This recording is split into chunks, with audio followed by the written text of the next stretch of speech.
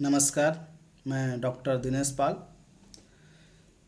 सहायक प्राध्यापक हिंदी विभाग, नंदलाल सिंह महाविद्यालय जैतपुर दाऊदपुर।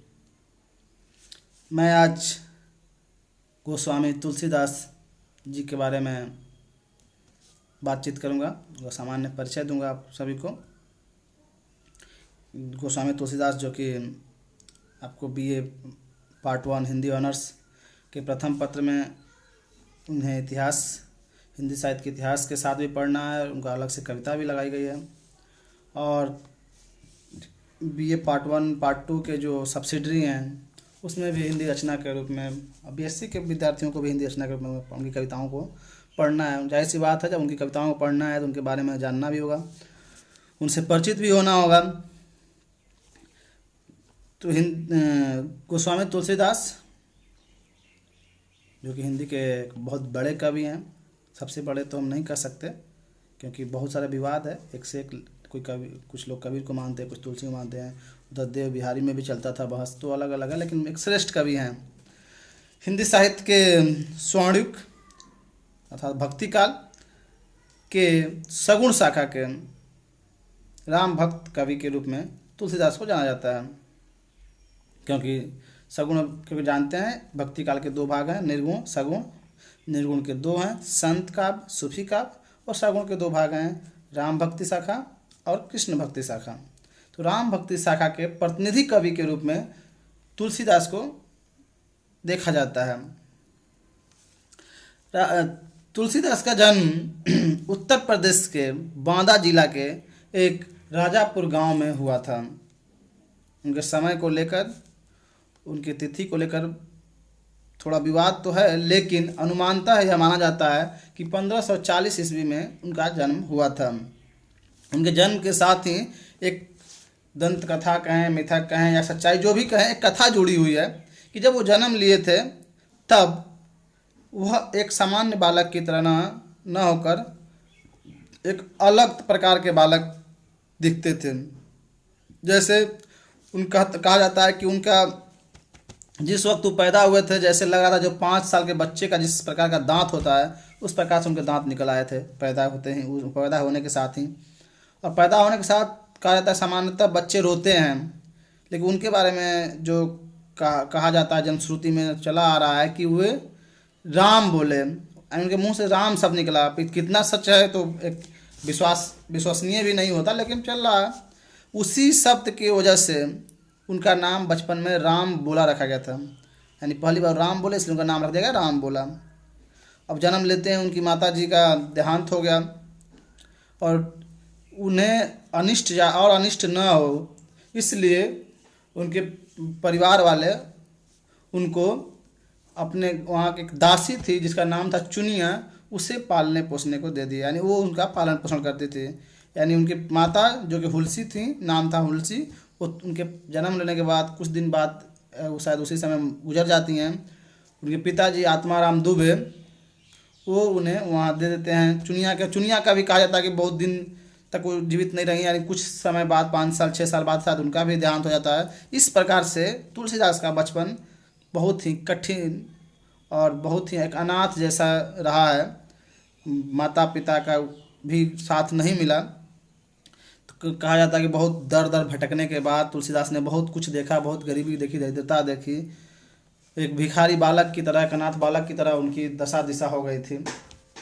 तो अब यह उनका बचपन का रहा। बाद में वो अपना नरहरि दास के यहाँ जाते हैं। नरहरि दास उनके गुरु के रूप में जाना जाता है, कहीं नरहरानंद भी हैं, जो कि रामानंद शिष्य परंपरा के, रामानंद का जो 12 शिष्य थे उनमें से एक शिष्य नरहरानंद थे।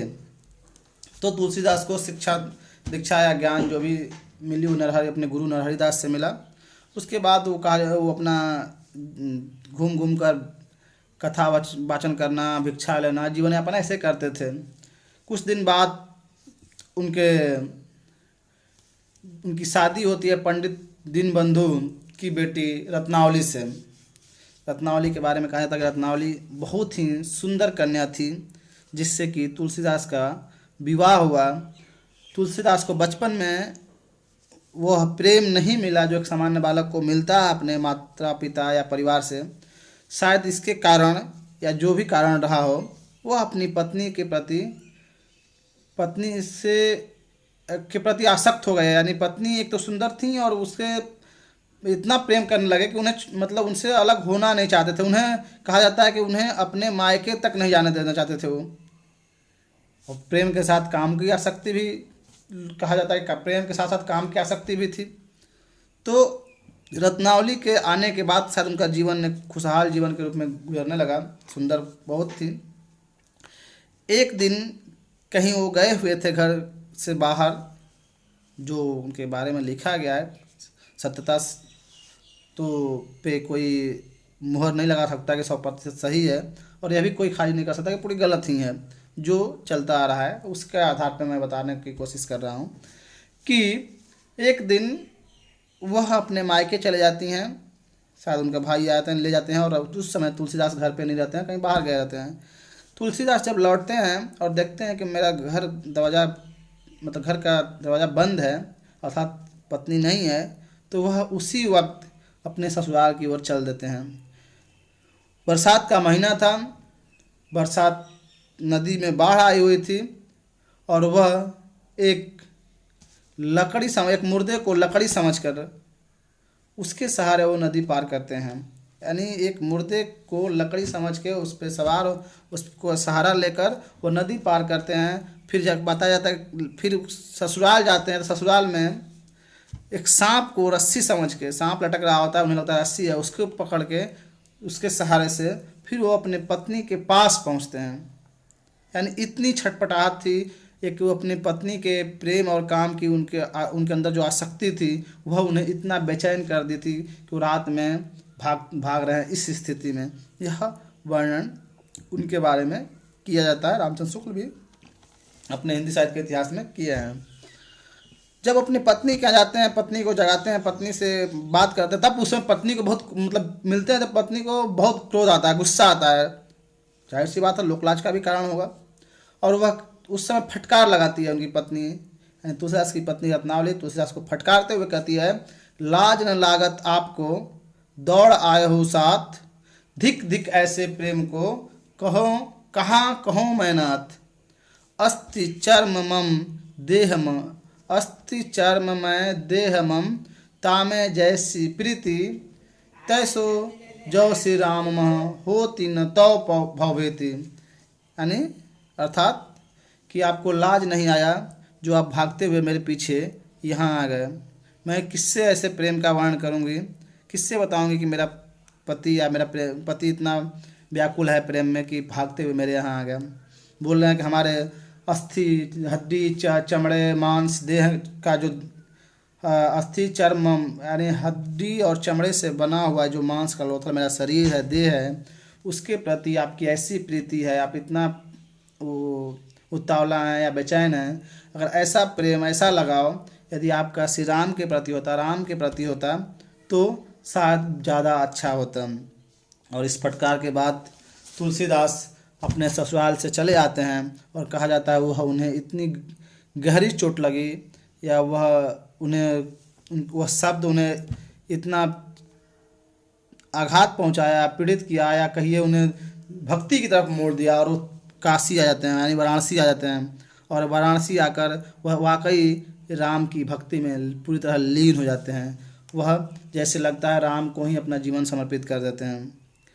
वाराणसी रहते हुए उन्होंने कई रचनाएं लिखी, जिनमें से 12 प्रसिद्ध रचनाएं हैं, जिनका और प्रमाणिक रचनाएं हैं, जिनमें 5 बड़े रचनाएं हैं बड़ी, 7 छोटी रचनाएं हैं।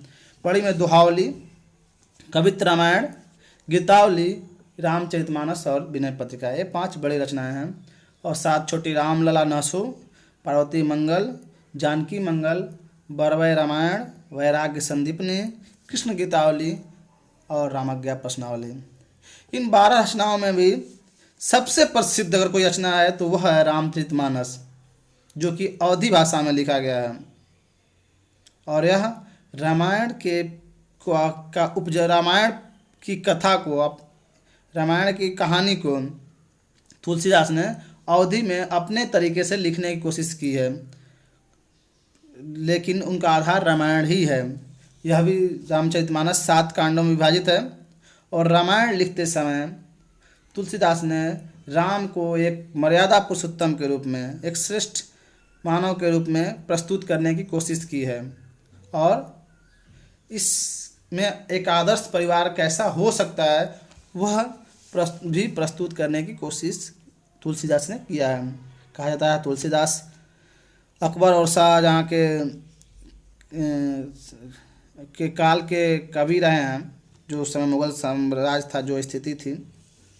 तो वे कई बार होता है कि रामचरितमानस को रामायण से बहुत कुछ अपने से जोड़ दिए हैं, बहुत कुछ अपना काट दिए हैं। वह एक जो उनकी कल्पना थी, जिस रूप में वो दिखाना चाहते थे, उसमें दिखाया है। तो रामचरितमानस हिंदी साहित्य की बहुत ही चर्चित किताब है और इसे साहित्य के साथ साथ धर्म से जोड़कर देखा जाता है, जिसके कारण भारतीय हिंदू परिवारों में, ज़्यादातर हिंदू परिवारों में इसे एक धार्मिक पुस्तक के रूप में रखा जाता रहा है। अब बहुत कम होता जा रहा है, बहुत लोग इसे मानते भी नहीं हैं, क्योंकि जरूरी नहीं है कि सब लोग आस्था धर्म वाले ही रहे हिंदू परिवार में। तो वह दूसरी किताब उनकी विनय पत्रिका, जो कि ब्रज भाषा में लिखी गई है। यानी तुलसीदास की पकड़ ब्रज भाषा में भी थी और अवधी में भी थी। वो जिस प्रकार अवधी में लिखते हैं उसी प्रकार ब्रज में भी लिखे हैं। कई किताबें ब्रज भाषा में लिखी गई हैं।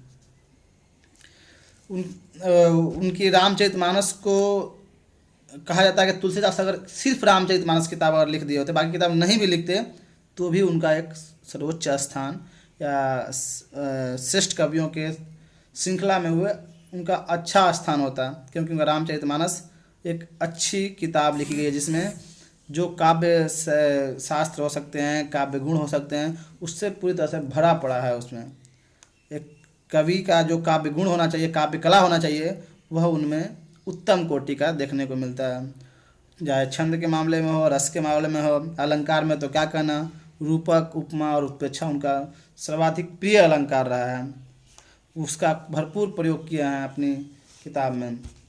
शायद उसी किताब के आधार पे रामचंद्र शुक्ल उन पर मुग्ध हो जाते हैं। काव्य कला पे, कहानी पे कहीं ना कहीं आस्था भी रही है उनकी अपने एक, लेकिन उसी किताब के आधार साथ साथ और भी जो भी रचनाएं रही हैं, उसके आधार पर यह इनकार नहीं किया जा सकता कि तुलसीदास वर्ण व्यवस्था और जातिवाद जो है, जैसी एक जो ब्राह्मणवादी व्यवस्था थी, जो मनुवादी व्यवस्था थी, जिसमें छोटी बड़ी जाति का एक जो संरचना थी, उसको उन्होंने बढ़ावा दिया। उसके समर्थक प्रतीत होते हैं।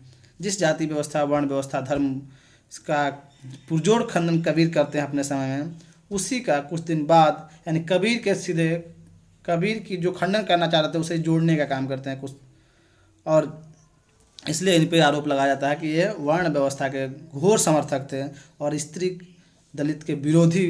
कुछ कविता काव्य पंक्तियों के आधार पर इन्हें कहा जाता है कि इन्हें ये स्त्री और दलित के विरोधी रहे हैं। बहरहाल यह उनके क्या बोलते हैं, कमियां कह सकते हैं या इनका दूसरा पक्ष कह सकते हैं। हो सकता है उसके साथ साथ वो सामाजिक परिवेश का भी देन रहा हो, या पारिवारिक परिवेश, पारिवारिक तो बहुत ज़्यादा नहीं रहा है, मतलब सामाजिक परिवेश रहा है, तो यह भी देन हो सकता है। आचार्य रामचंद्र शुक्ल जब इनके बारे में लिखते हैं तो कहते हैं कि वास्तव में भारतीय जनता का प्रतिनिधि कवि अगर कोई है तो तुलसीदास हैं। उन्हें भारतीय जनता का प्रतिनिधि कवि कहते हैं और उन्हें महान बनाने या उनका एक प्रसिद्धि दिलाने में रामचरितमानस का योगदान अहम रहा है। उनकी समन्वय की जो विराट चेष्टा है, वो सब में समन्वय करने की जो कोशिश करते हैं, समन्वय प्रकार जैसे निगुण ब्रज भाषा, अवधी भाषा दोनों का उस समय की महत्वपूर्ण भाषा थी, दोनों में लिखने की कोशिश करते हैं। उस समय निर्गुण सगुण की जो चल रहा था पद्धति विवाद, उसको समन्वय करने की कोशिश करते हैं। मतलब इस तमाम प्रकार के ऐसे समन्वय की कोशिश करते हैं, जिसके आधार पर हजारी प्रसाद द्विवेदी उन्हें कहते हैं कि यह एक लोक नायक थे। यानी इस लोक नायक उसे कहा जाता है जो समन्वय करके चले, सबको मिला कर चले, सबको समानता में देखें या कोशिश करें।